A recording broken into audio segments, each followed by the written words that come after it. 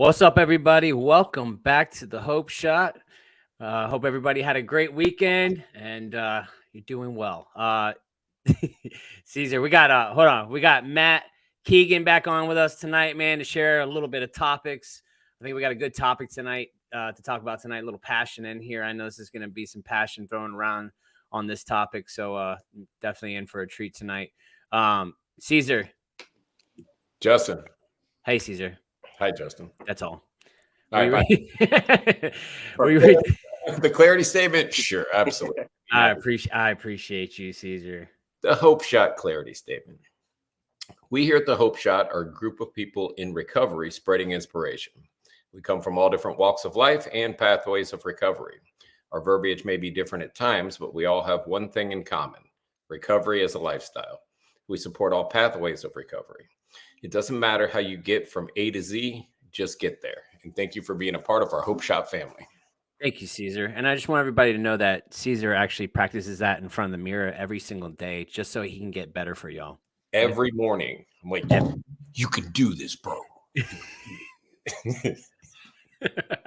Clarity. This is clarity. Statement. If you guys just jumping on, say what's up. Let us know you're here. Let's see. We got Joseph. Good evening to you as well. We got Rudolph. What's good, Hope Shot Hood? Hope Shot Hood, y'all. Hood, y'all. Hope Shot in the hood, y'all. Oh, God. You know what? There's days I can read and there's days I can't read. It's always Sunday for some reason. I don't know why. I think I was sharing here last week that I don't like reading anyway. So there's that. Let's see. We got Clean and Sober Nation. What's up? How are you? Glad you're here. Yeah. So tonight, man, we're going to get right into the topic. Tonight, we're going to talk a little bit about a sore subject, man. That's just taking everybody out, man. It's fentanyl. Let's talk about fentanyl. It's a life or death. And Matt brought this topic because he had something hit close to home. I'm going to let him talk about this topic real quick to bring it in. So. Yeah. Thanks, man. So, right now it's that staggering thing. I know we all hear it over and over again, but every 11 minutes, somebody dies. And I hear the term all the time. It's the opioid epidemic. It's drug overdoses.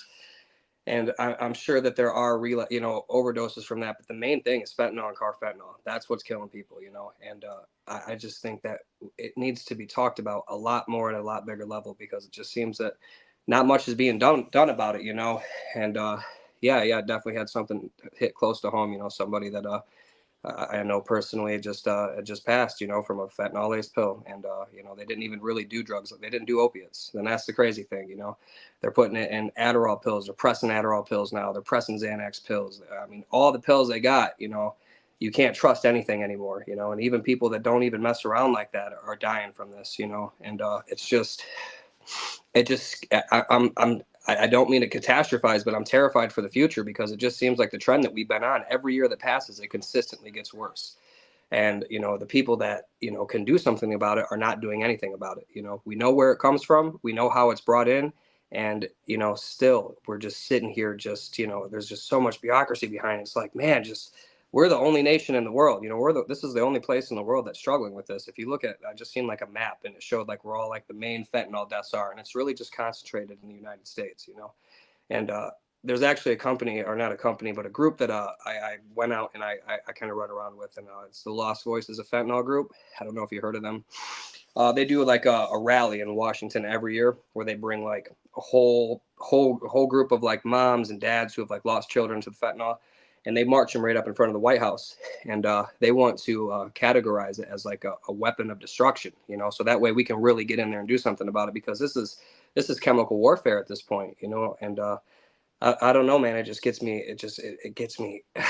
It's just hard watching this happen. And then on top of that, I just went to a funeral just last month of somebody that we knew personally here in town. Fentanyl, it's not a question anymore, And there's enough of us at this point where we're sitting here talking. We're like, we got to take it to these people, man. Like, we got to, I'm not a legislative individual, but, for me, it's just, I'm very passionate about this. And I hate watching our people die from this. It used to be back in the day, back when I ran around 06, 07, 08, You know, you could go and relapse on pills and you come back, or an alcoholic can, relapse on alcohol and they come back, but nowadays it's like, if you're doing anything other than you're just a straight alcoholic, and you go out and relapse, you got a high probability of overdose and dying, and then you're left with the devastation of the families, and I've seen that over and over again. I've seen mothers, I've seen fathers devastated, broken. They don't ever get over that. The parents, when they lose a child, that stays with them for life and they never forget that. And like,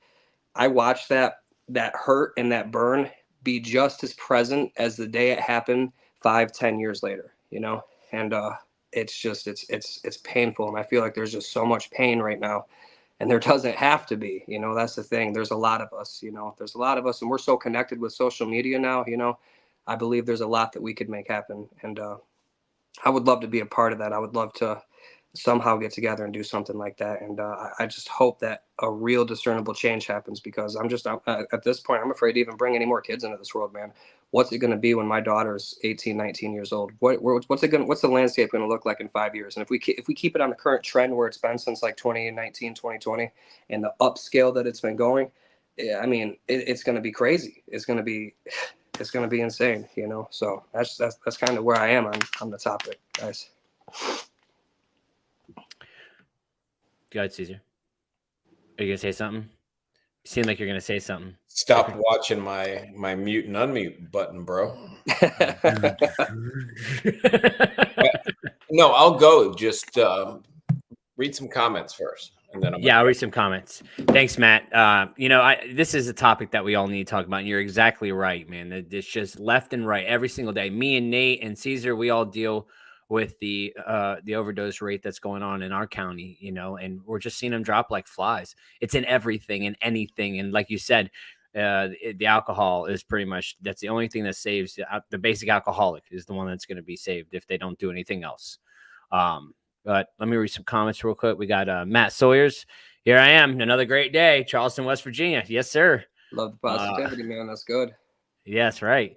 Hey, we got Haley. What's up, Haley? Oh, good to see you, Haley. We got Tim from Germany. Good to see you, Tim. We got Chad. Good to see you tonight. Good evening to you as well. We got Jennifer. Thanks for being here. We got Megan. What's up, Megan? Melissa. And then we got Becky. Lock down the border. That's right. Oh, don't disagree with that at all. Shout that from the rooftops. And we got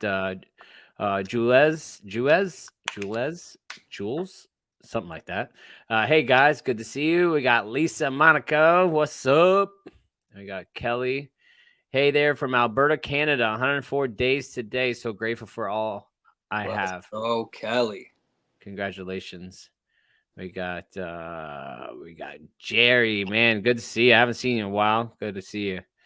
We got Brad. Said, what's up, Matt? Oh, hey, what's up, Brad? No, Brad's good people, man. Brad's always on. Hey, Brad, good to see you, brother. If you watch the replay, please watch the beginning at least. Yes. Let's see. We got Allie. What's up? Hey. We got Anne-Marie. Thanks for being here for us all. You're welcome. Thanks for being here as well. We got Megan says, lost another friend 2 weeks ago. I hate this too. We tried and he tried so hard. His mother lost her husband and son within 7 months of each other. So much pain. I'm sad. And that is the new norm. Isn't that crazy? That's the new norm. It's like, I think people are getting desensitized to people dying because you have exactly like this. I seen somebody else, they lost the mother and the husband within a week. My friend did. One of my daughter's friends lost the daughter and the husband within a week, literally. And it's crazy. So that's why we all got to stand together, man, and talk about this more and not brush under the rug like, the old school habits. We got Tiffany. Hey, babe. Wait, am I allowed to say that? No, I was kidding. We got Rachel. So sorry for your loss, Matt. Feels like the majority of our generation is gone. The feelings of survivor guilt, it gets to me all too often. Happy to be here. Grateful for the Hope Shot. Thanks for being here, Rachel. Yeah, thanks, Rachel. All right, so I'm gonna end it right there. For comments, we'll come back. Caesar, you wanna? Yeah. So, I mean, this is an important topic, but where I came from, I was, I've used heroin for 20 plus years. And when I heard somebody died in a neighborhood, I ran towards that neighborhood because that was the good shit. You know what I mean? Like that was my best thinking when I was out there is, oh, it's killing people, it's strong. It won't do that to me, but that's what I want. I feel blessed that I got into recovery before this epidemic because I'd have been the first dumbass that ran towards this as opposed to took it as like a warning or anything like that. So it's scary out there. I'll be in recovery I'll be in recovery in April, 10 years. And over the past 5, I've seen more people die than I can count. It's just absolutely horrible out there, and like Matt said, it's not just the people that were like me. It's not the people that are opiate addicts, that are IV users. It's anybody that's going out and buying something off the street. You are at risk of overdosing on fentanyl because it's in everything. So I remember, and don't quote me on this, I don't know how many years ago it was, but because I'm public with my story, most people know it. I was asked to be on these opiate town halls and these Narcan trainings. And this was when it was first getting publicized that they had to do something. So I sat on these panels with a judge, a sheriff, a mother, and also now city councilwoman now of someone that overdosed and died. And we're all on this panel together. And mind you, I mean, I'm not sober all that long at this point, and I'm up there with my tie on, and I'm like, holy crap, how did I get up here with a pharmacist and a judge? And I got the sheriff's department sitting next to me. But my perspective was important because in a town hall, you've got all the people in the community sitting out there in the audience, and they're asking questions. And the biggest question was, or the biggest statement is, I'm not going to enable my kids and have Narcan inside the house. I was like, you're not enabling anybody by having Narcan inside your house. You might be able to save your kid's life or your kid's friend's life, because having it in the house isn't going to make it, if the way I was when I was out there, that's not going to make me be like, oh, well, they're on board, I can shoot up a little bit more. I'm not thinking about that at all. I'm just trying to get where I'm trying to get. So we went around, I think I did 3 of these town halls in different areas. And the root was addressing the stigma of having this in your home, addressing the stigma of having this, this in schools, and making sure it was more readily available, because I'm not on a level where the federal government can hear my voice, or really we can be as loud as we want. The problem is way, way bigger, and I'm not going to get into politics or any of that stuff. So what can I do here right now? And that first step was, let's get Narcan in as many hands as we can. I mean, we were going out to homeless camps and handing it out. We were doing everything we could. What's the next thing we can do? Make this recovery deal more accessible to everybody. Well, how do they find out about it? I have to open my mouth and share my story and talk about where I came from. If you look at my life from the outside now, and I never talked about my past, nobody would think to ask me anything about recovery or, how do I get clean? How do I get sober? Any of that stuff. I have to open my mouth up. I have to share my story. I have to share my experience. And then maybe somebody identifies and hears something and goes, okay, well, I'm sick of living like this. How'd you do it? So that's what we did. That's what the Hope Shot does. That's what all the local our RCO, the local prevention coalition, everybody's working together to do what we can do to stop the flood of this shit. And I don't mean physically stop it, because I'm not Border Patrol, I'm not DEA, I'm not any of those things. But I am a person in long-term recovery that can share what I've got and try to reduce the stigma of somebody, so somebody can reach out and ask for help and not be ashamed to ask for help. So that the guy with the track marks and the freaking, you know, that he can come out and go, hey man, like, how do I get out of this? We have to tell him there's a way out in the first place. Because when I was in the middle of my shit, I did not believe that there was a way out. So I'm sure everybody on this screen can understand, like, our perspective now is different. When I was out there, you were not going to scare me by telling me that there's fentanyl and everything. I'm like, yeah, no shit. Great. Got to do what I got to do.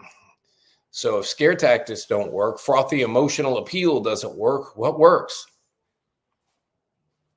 What works is us sharing our shit show of a life that we had and walking them through to where we found this beauty and this resource.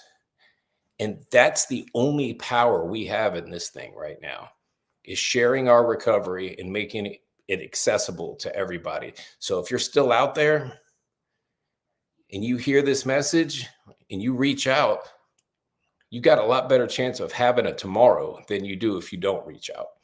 Because it's a gamble out there right now. You don't know what you're getting. And now it's like 9 times out of 10, you're going to get the shit that's going to kill you. And it's just, that's the way that it is. I don't know why some people live and other people die. I know that I shouldn't be sitting here, but I am. And I'm going to take every opportunity that I can to spread this message so somebody else can get the same shot that I got. I mean, shit, overdose after overdose. I've been Narcaned 5 times that I can remember, but Lord knows how many actual times, because I can't remember most of the stuff. Woken up in gas station bathrooms. You know, by all rights, I should either be locked away for a lifetime or I should be dead. I definitely shouldn't be on the screen talking about recovery with you guys, but I am here. And we're going to use this platform to change as many minds and as many hearts as possible. Somebody had to show me and prove to me, really, that this was a better life than the one I was living. And the people that came before me that walked me through this thing said, you know, like, hey man, give us 30 days of your time. We'll refund your misery, or whatever the hell, all the little slogans they have. You know, if you don't like it here, you could always go back out. Well, I like it here. You know, I learned how to laugh, a true laugh, not a fake laugh. I learned how to be okay with who I am as a person. I learned how to look in the mirror and not hate the person that was looking back. I got rid of all the guilt and shame, all the shit that kept me sick for so long. So you sit down and you share that with somebody that's brand new, and you tell them that there really is hope, and you let them know, hey man, this is where I came from. You know, my arms are completely tattooed. To cover track marks was the original plan with these tattoos, you know, like the scars and shit that are on my arms and feet and everywhere, you know, like that's who I am. That's where I come from. And if I can do this thing, you sure as hell could do this thing. And then we just drop a little bit of hope and a little bit more hope. And somebody hears it and somebody comes in, and then that person gives it to somebody else. And we're making ripples of good and of hope instead of the ripples of shit that we made in the past. Because our bad behavior, our addictive behavior sent out ripples of pain to the people that encountered us. Now we're sending out ripples of hope. And that's our duty. We're alive. We're here. We were blessed with another day. I can rant and rave about what I think the government should do, but I go back to my program.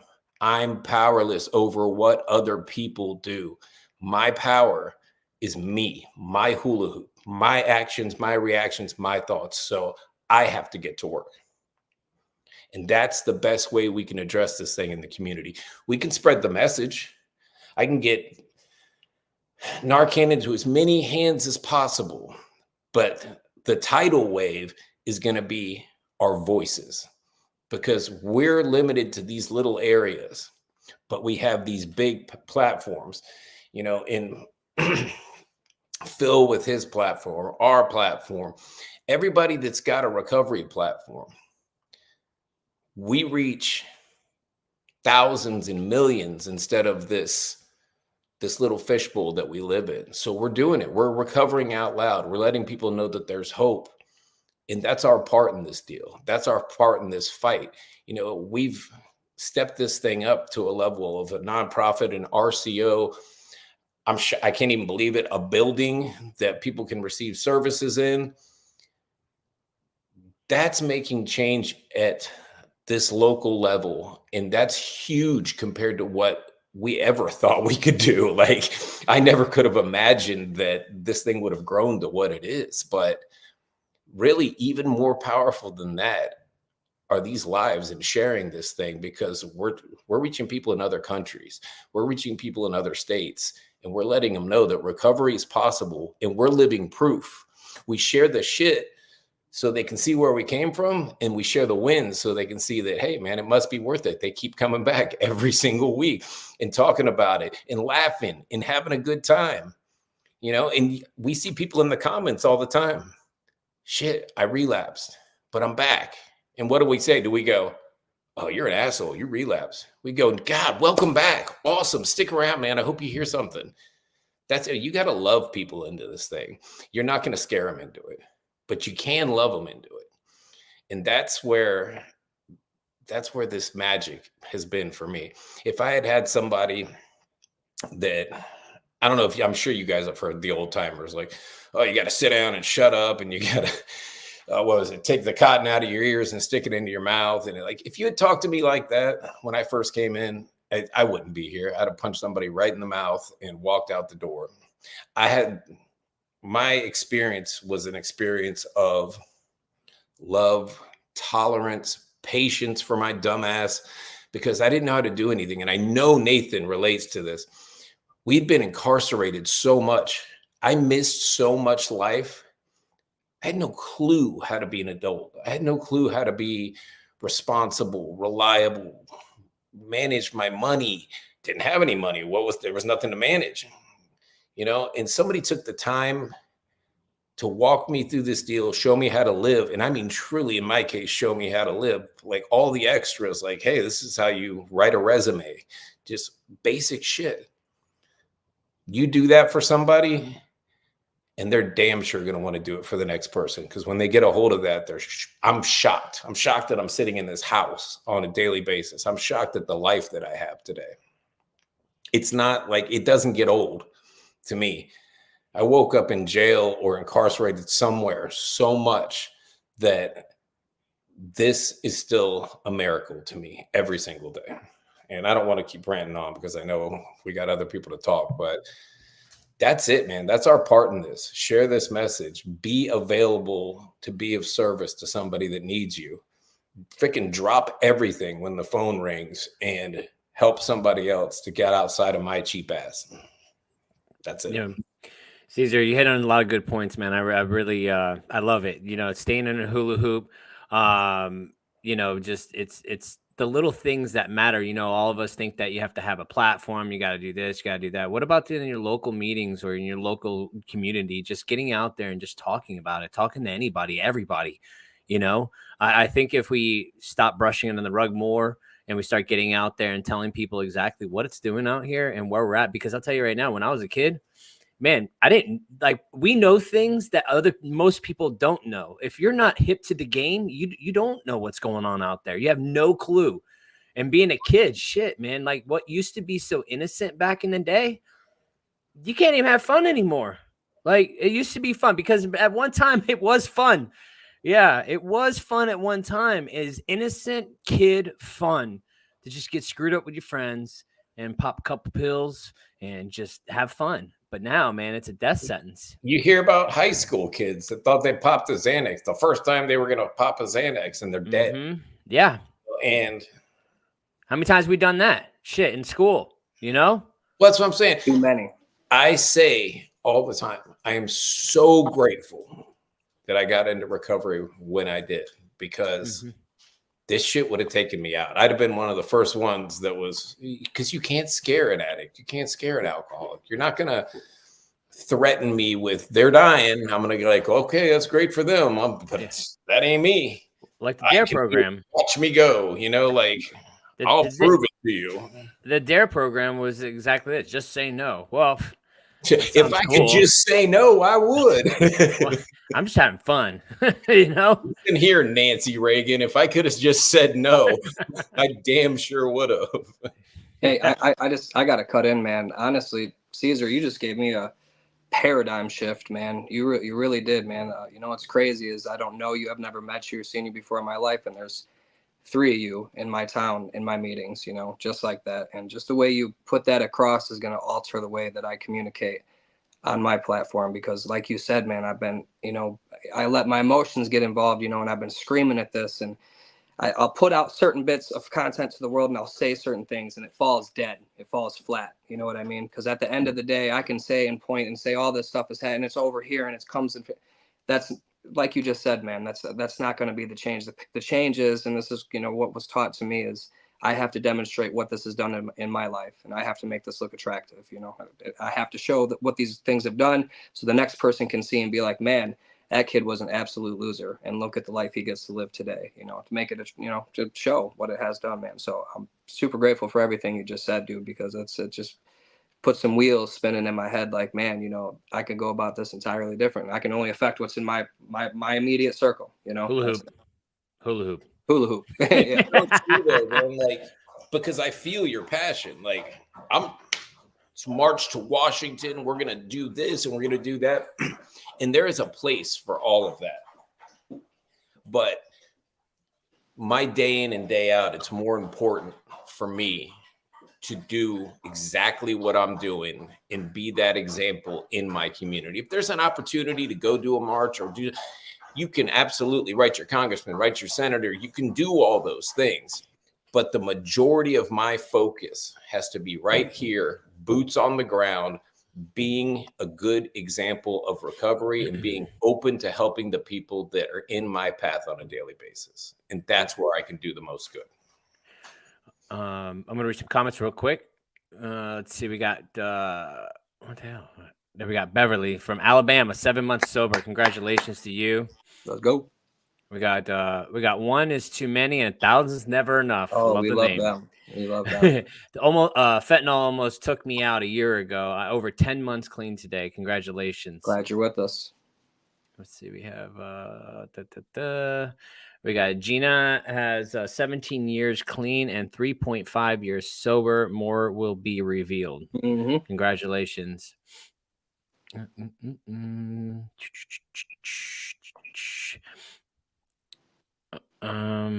Let's see. We have Matt says, I am so grateful I made it out the dark pit I was in. There are so many that didn't make it, and some don't get that chance. If it wasn't for God, I wouldn't be here right now. We got Jasmine says, in my city of Auburn, New York, fentanyl and xylene are in the meth and the bath salts, as well as heroin, pot, and they're even pill pressing fentanyl and xylazine into pills as well. It's just getting crazy. It's just getting crazy.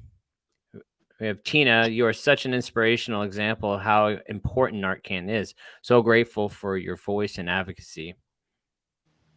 Let's see. We have Courtney has a question. Yeah, go ahead and ask it, and I'll try to get to it. If I'm going to scroll down, maybe if you asked it already, who knows? I will look and see. Let's see. We have we got Ricky says, I work with drug court and I'm not an addict or alcoholic. We got Carrie says, I lost my brother to fentanyl 2 years on the 24th, and if you beat it, I'm damn proud of you. Thank you. And they said, we got Gina says, they told me try a year and work the steps. That's right. Let's go. And let's see. We have. We got Crystal says, I OD'd off it over 20 times, and now I'm 14 months sober. That's a miracle right there. 20 times OD. And somebody was watching your back, I'll tell you that. That's 20 times is a good amount. We got Chad's 3.5 years sober. Life is so much better on this side. We do recover. That's right.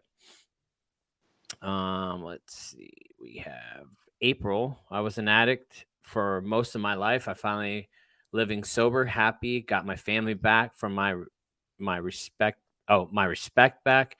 And I'm never looking back. 4 years, 1 month, and 13 days sober and still going strong. That's right. Congratulations to you. Let's see. I think that's it for now. All right. I want to share a little bit on this, and I'm gonna let Nate go. I ain't going after Nate again.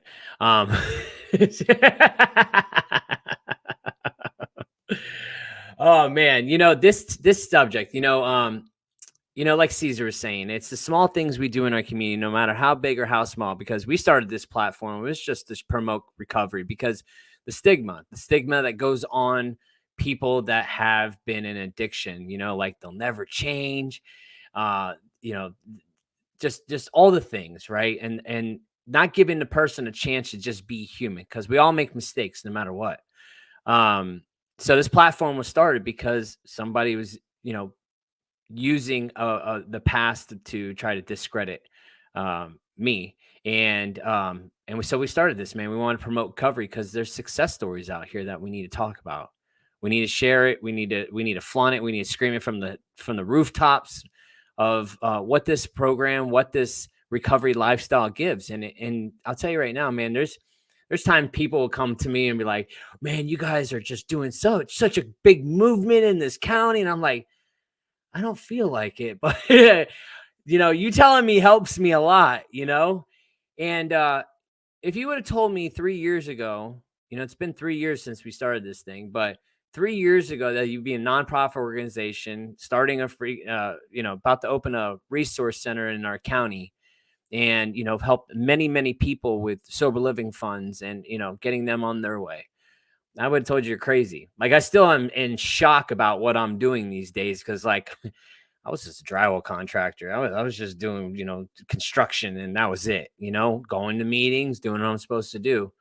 But it's such a rewarding aspect, man. When you get the people that like to their own recovery, you help them understand that they are worth it. They are worth getting into recovery, and that's how we save people on the low level. Now, like me and Nate went up to Tallahassee. If you really want to start doing some stuff, get out there. Your voice matters. We talk about this all the time. Your voice matters. No matter how big or how small. Sometimes remain anonymous, man. It's just, we can do that on our personal stuff, like on where we get it, where we subscribe to, and all this stuff, as Nate says. But we need to get out there and let people know that we're recovering out here and we're doing it. And it's starting to become a movement, and there's a lot more people that are doing it just in general, right? It's starting to be the new trend. Like, people are seeing that like life is so much better on this side, and anybody can get it. I was reading something earlier about being like our uniqueness. We think we're just these unique people that just can't get it. Like, oh, these guys on the screen, they can get it, but I just can't. I'm not as good looking as Caesar. I'm not as suave as Nate. I can't rap like Matt. You know what I mean? I mean, if you think about it, man, that's what I used to do. I'd be on the screen doing, I can't, but me, no, that's not happening for me. And I'd already discredit myself. We did a show not too long ago about contentment prior to investigation. And it's almost like you're selling yourself short of being able to get this gift called recovery, because we think we're too down in the deep. We've done too much garbage. We've done too many people wrong. Nobody will forgive us. Everything is forgivable up to this point. Your life is worth it. You are worth it. And you deserve to have happiness and find it, and how do we do that? Well, first we got to stop putting the shit in us to keep us all doped up, and understand that like you can get this too. And I know that there's some people probably watching that don't think they can. I know it for a fact, because I was the guy in the room. Like, even with like a few months, I was like, oh, I don't even know if I can keep going like this, because like I just didn't feel like I was worthy of it. I didn't feel like I was worthy of happiness, even up to like just even last year, man. I didn't feel like I was worth happiness, and it's misery, and it's not, we're worth it. it's funny, man. Like I just talked about doing well, it's not funny. It's none of this is funny, but I was just talking about the innocence of this, right? Being innocent, just having fun. And we think that it can't happen to us. No, but no matter what. Oh, I don't do opiates, and I want to stress the fact that doing this, like there was a long time, like there was a long time I stopped shooting up in 2011, right? I haven't done no hard stuff since 2011, but I was at the club, okay, crunked up, seeing old homeboy to get some powder, right? That was me. Oh, you're basic drunk and trying to stay up all night because I want to keep partying. Well, it's in there too. It's in the strip club, in the powder, So like it can affect anybody. Shit, Nate, we had somebody that never done it before, never done drugs, right? And they're just trying to. They had an injury, and they just need something to soothe it over because they didn't get anything, from the doctor, and they're in pain. Well, and then boom, you know.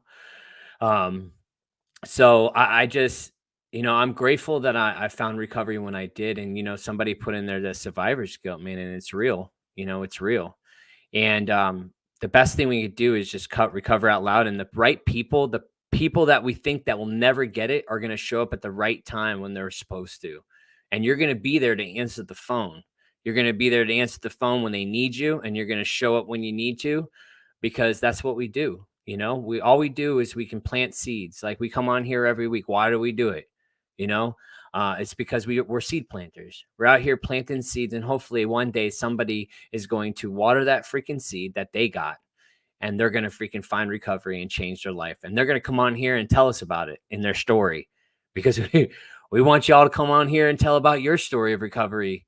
You could be just like Matt. You could be on here with us talking up topics. It's just that simple. And then I love how Caesar said that it's a ripple effect. In my addiction, I was sitting here causing devastation, destruction. I was rippling out just misery, negativity. That's all I had. That's all I can produce out there. And now that we are in recovery, man, we're just planting seeds. We're just rippling out this recovery deal, no matter if it falls on deaf ears or not, and sometimes it will, but we're hoping that break down those walls, that we think we're too unique. I ain't going to get it. Or you've done this a million times and you're just tired. You just feel like the relapse after relapse after relapse, and you think you're never going to get it until you have a breakthrough. And it's going to be the best shit in your life. I promise you that. So that's all I got. I'm going to read some comments. I think Caesar was just about to unmute. I've seen it. I could be wrong.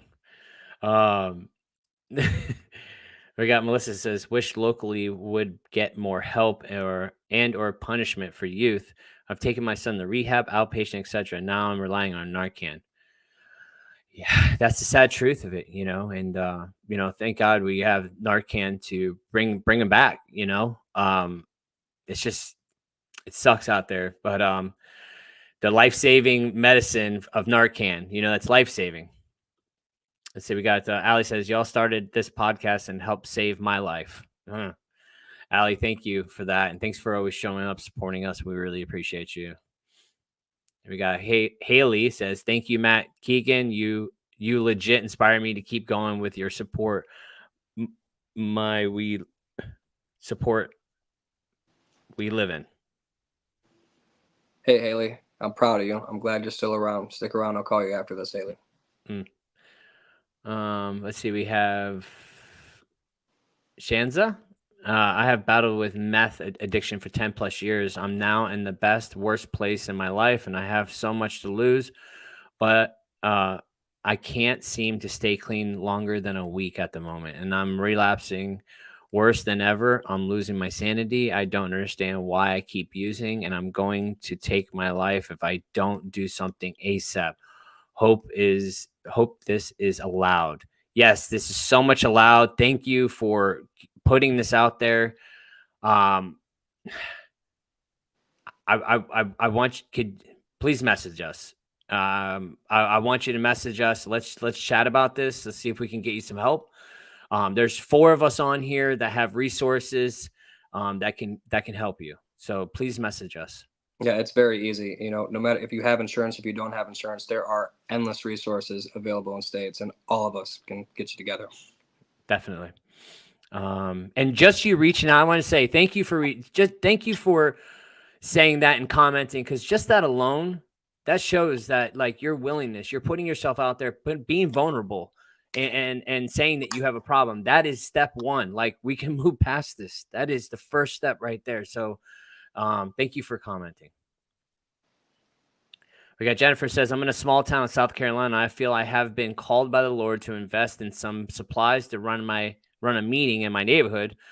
I need it just as much as other people nearby need it. This has been on my mind heavily for the last 6 months. God is making a way. That's right. And if you have those, man, if you got those, you gotta run with it, man. That those are there for a reason. And most people miss opportunities. And I think I posted something earlier about we're sitting here and denying the God-given talents and ideas, and we're brushing them to the side. We need to go on that, man. Just go, throw it all in. We got Rachel. What's up, Rachel? You say planting the seeds. I say hope slaps for everyone. Tomato. Let's go.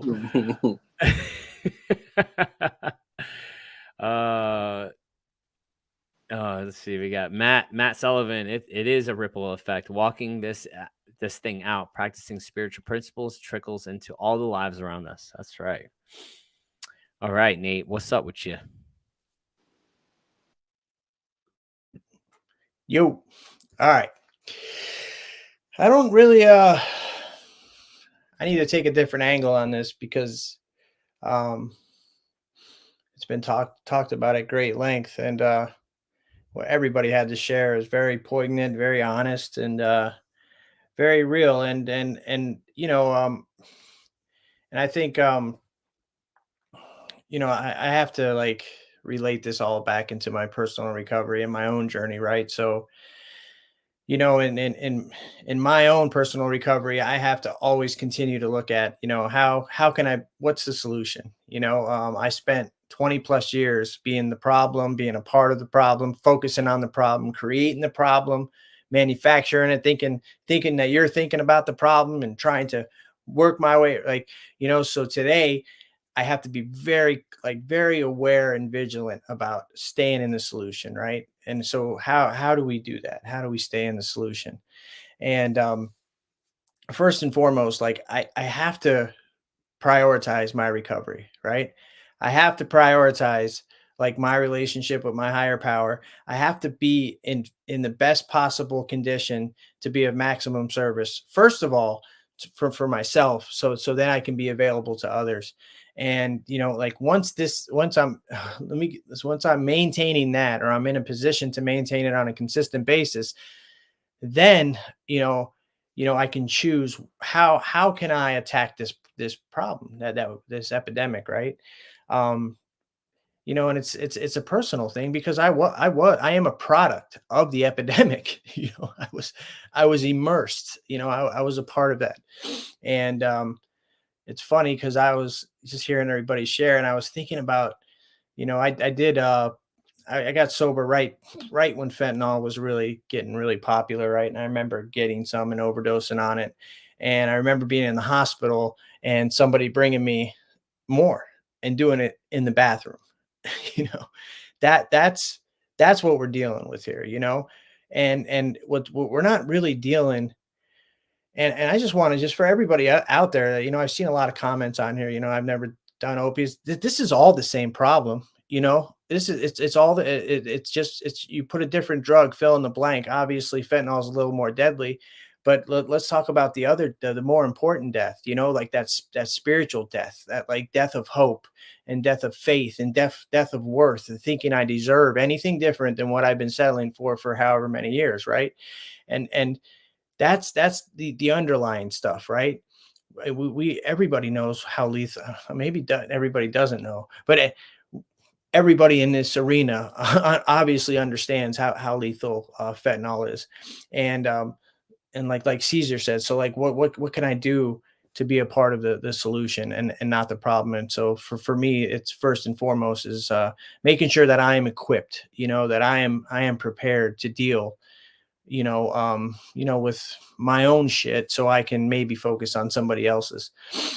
And and then I think that like the other important thing to think about here is that like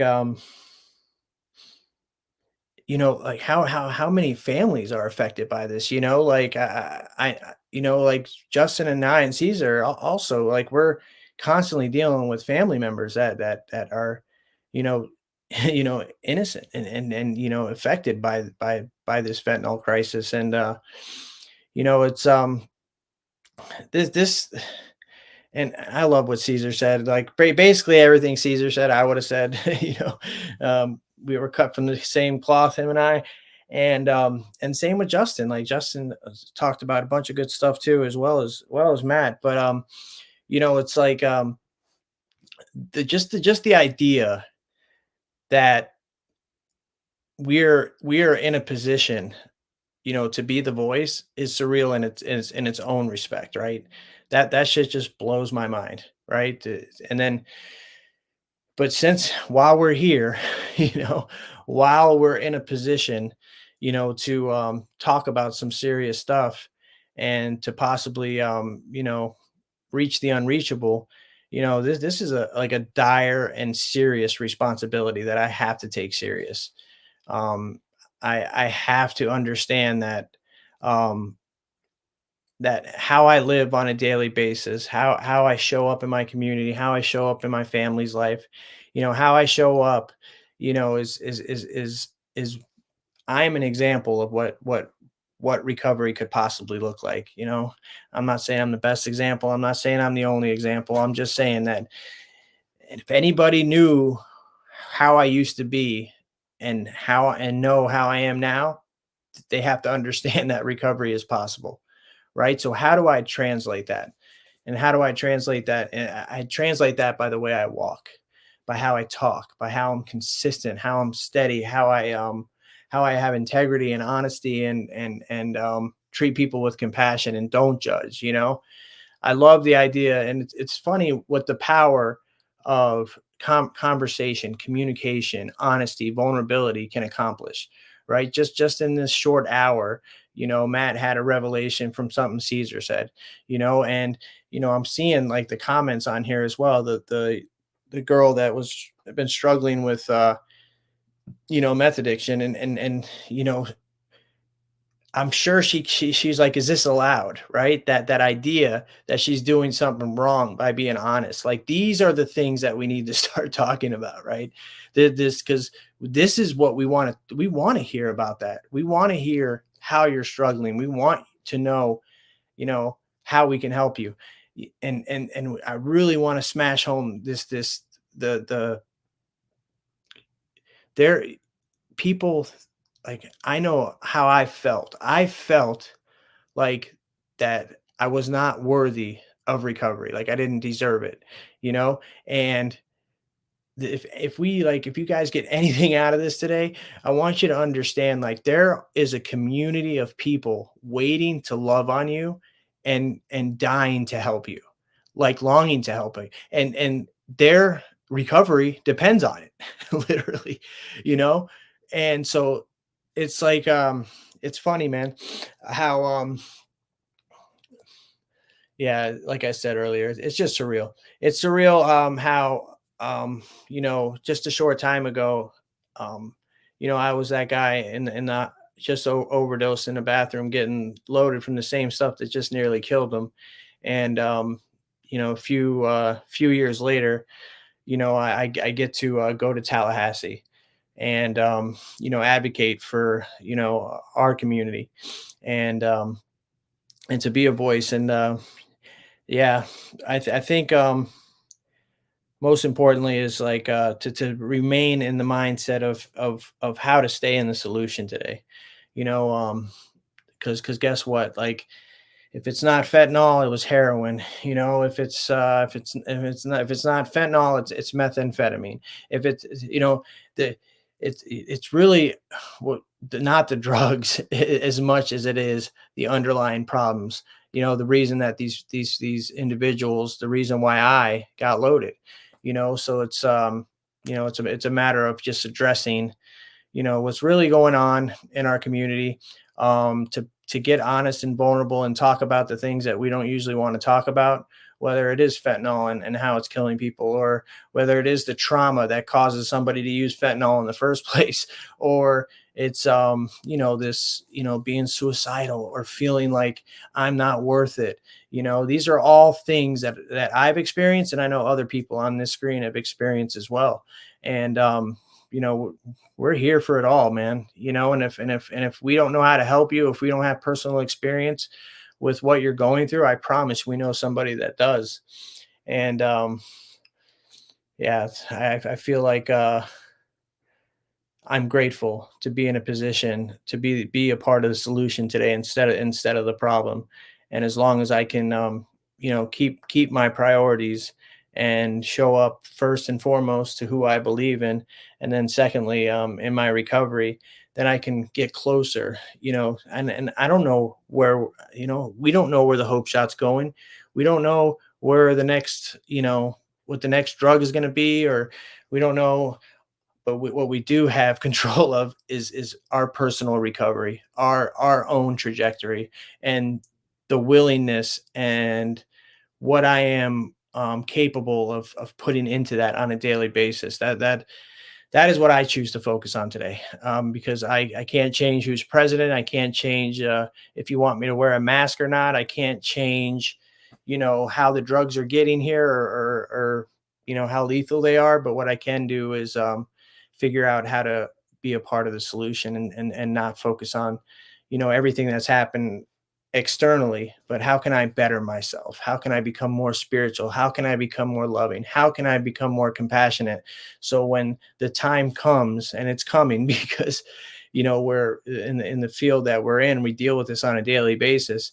You know, that I am prepared to the utmost, you know, to be of service to the best of my ability, and to have the resources to get somebody some help if they need it, you know, if I can't provide that for them. So yeah, good stuff tonight, Yeah, guys. I didn't really have much good to add stuff. on it. Yeah. Dude, can I share one thing? Nope, not a lick, bro. All Sorry. right, You're I'm gonna fresh do out, it. Caesar.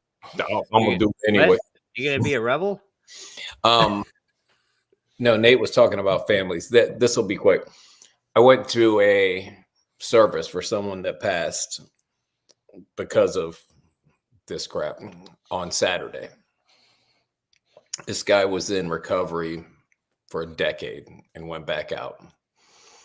And you think it's going to be this somber event, and all these guys get up and talk about what he had done for them, that message of hope that he had brought them, and how it went out from person to person. And then his father got up, and it was unbelievable. His father got to see the good that came from his life.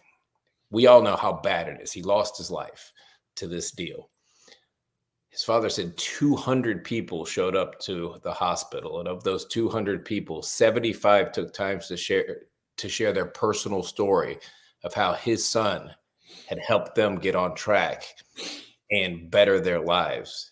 And he said, you know, the big point was his life, he didn't die meaningless. His life was not without meaning. That man can rest knowing that even though the worst thing happened to his son, that all this beauty came out of it, though. You know, his life was not for nothing. And we have to share our stuff with the families. Like, we have to open our mouths to the families, the ones that are torn apart from a death that they don't understand at all, because they're not where we are. It's our job to comfort and let them know that it's not for nothing, that something good will come out of this. And it was just, I thought it was going to break my heart when he got up there, because you could tell he was fighting tears. And then it just had me smiling ear to ear to be able to hear that he got to see it, because we're usually in anonymous programs. They don't get to see like all the work that somebody does in a program. And, you know, it's dangerous out there. And this guy slipped up and he went out, and he was out for a little while and he died because of it. But that doesn't negate all the good that this guy did.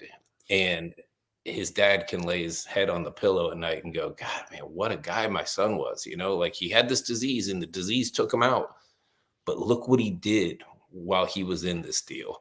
And that meant the world to that man. So I'm glad you brought up the families, Nate, because that's just as important in our work to bring them in and bring them comfort and bring them peace. Yeah, that's because they go through the exact. I mean, they might be using, you know, they might be using the drugs, but the family goes with them all the time. You know, it's the ripple effect to the family as well. Matt, you want to say something? Yeah, absolutely. You know, I didn't realize I was going to be in here with some such heavy hitters, man. You know, definitely, Nate, what you had to say, you know, again, just more eye-opening. I like how you touched on solution, you know, and when you said that about there being people out there that love you, somebody said that to me. I don't remember what he looked like. He was just a counselor, some random rehab. He said, there's people out there that love you haven't even met yet. And that's, I think, a good way to tie this thing together would be just touch on solution, you know, and I'd love to hear what you guys have to say. But, you know, for me, the solution, what does this look like? You know, you got 1 day sober, you're thinking about getting sober, you go through a treatment center, you do your 30 days, you get out, you're back in the community. What do? You know, for me, I work a 12-step program. Doesn't matter the letters that are arranged. You know, I just go, you know, I pick them, I show up. I find people that I connect with spiritually and people who have something that I want. And that's people that, you know, talk about the literature, are based in a higher power. I choose to call mine God. And the program that I'm in, it's not spiritual. You don't need a certain God to get in it. It's it's not religious. It's a spiritual program, you know, but for me, I call it God. That's what I follow. And I put myself around men that are actively, you know, pursuing that, you know, relationship with their higher power, or pursuing this recovery, and they're active in their communities. So like I would find people like Caesar, I'd find people like Nathan, like Justin. I go put myself right up next to them. You know, I'm gonna walk up to them and ask them for the phone number. And then when they give me that phone number, I'm gonna actually call them. I'm gonna text them, you know. And then when you do that for people like that, that lights them on fire, man. So if you got 1 day and you're nervous and you walk into these rooms, we're waiting for you to come in and put that hand up. We want you to, because we don't exist without you. You know, we don't exist without the people who don't have that 1 day sober. You know, it's how we give this away, is how we keep it. So that's what I've done. And I still have so much to learn, guys. I have a year next, you know, I've been doing this in and out for like 5 years. And, you know, every time I get on, I find out that I don't know that much, but the cool thing is I can always learn more. I can learn as much as I want. Nobody can stop me from that, you know. And I'll follow both of these men right here now, because I want them and their information to pop up in my spectrum, my field, because I know it's going to feed my spirit in different ways, and they're going to say different things that are going to hit me in a different way, you know, like they have tonight. You know, I didn't expect for it to go in this direction, but I'm walking away with something this evening, you know, and I'm grateful for that. And, you know, I hope that, you know, it seems like a daunting task and it's terrifying when you're staring down the barrel of it from day one. But I promise you, if you step into this and you work willingly, there are Justins and Caesars and Nathans in your communities, wherever you're at across the world. And you can step right up and you can go up and ask them, man, you can get lit on fire. Yeah. Yeah. Hey, yo, fun fact. I did not know Nathan and Caesar before this. There's a fun fact for you. Okay. When you are walking in the right path, right? The right people will be put in your place, and that will change your world. And I promise you. And it's a fact. You know, it's all these signs are, you know, I was listening to a podcast earlier. It's called Synchronicity, right? It's almost like the right things happen at the right moment, and it all aligns, and it just flows with it because you're flowing with it. You know what I mean? Like you're just going with the stream of life, and you're not trying to resist it as much as it used to, because you could pass all these opportunities and all these miracles that are before you. And like Matt was just saying, like you guys help us more, and we help you. And it's just the way it is. Like I see miracles every single day that strengthen my recovery every single day. And if I'm never open to that fact of miracles happening, I'm never going to see it. And I'm never going to strengthen my own recovery, because I am blind to the fact. We see it at certain lenses as we grow through this thing. And you know, what I see this year is not what I seen last year. And I keep growing and keep growing and keep growing. So, and most of the time, the pain that you're in right now, you're about to hit a breakthrough. So be prepared. You know what I mean? Yes, you're about to hit a breakthrough. And that's just what it is, man. If you're experiencing pain right now in your recovery and you think that you hit a wall or a ceiling or whatever, you're about to hit a breakthrough if you just figure out what it is that you're experiencing and keep going forward. Don't let it take you out. Yeah, and the flow and the energy and the forward movement, it all lies in seeking. Whatever you choose to call this power, in the seeking of that power, through the seeking, through the pain, through the questioning, be like, yo, God, what the fuck, bro? Like in all those lack of faith and no hope, like you are closer to your truth than you've ever been in that space. So just continue asking the questions, continue moving forward, continue seeking, because that's when we're, that's when we're closest to this power, like in this wonderful book, The Surrender Experiment, right? It says, choose life and go with the flow, right? What's that mean? To me, I implement, and this comes from a mentor of mine that I got this from, but it's choose my source, choose God, choose my higher power, and go with the flow, right? And in that mind state, I'm constantly seeking, I'm trying to learn something new. I love what you said, Matt. We're still figuring it out. I promise you, we don't have all the answers, but we are open-minded. We have an open mind, an open heart, and open spirit in order to receive however the lessons look from whomever they're meant to come from.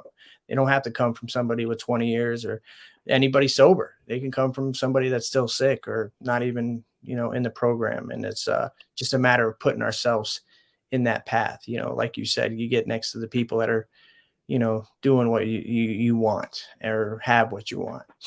So that's all I have. I know we're late. Yeah, no, we're never late, bro. Yeah, but we could do this for 2 hours if we wanted to. But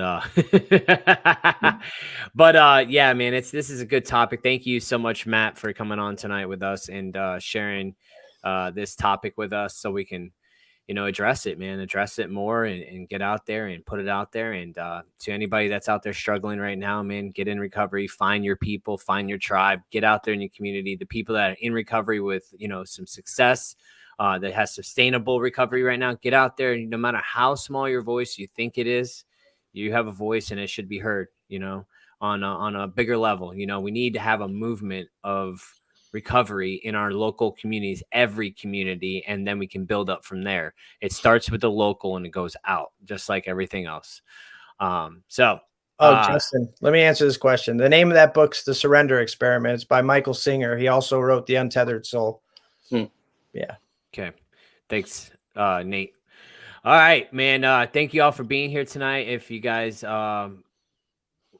haven't shared this live out, please hit that share button, get it out there, because that's how we get it out there, is by you sharing it. And we'll see you next Sunday. And until then, have a great weekend. Great week. Love y'all. Okay, we got to do our, Matt, I don't know if you could do this stuff. No, I'm sorry, bro. No, I don't got the cool backgrounds. No. Stuff happening. Yeah. Stuff happening. All right, y'all. See ya. Love you. Good night.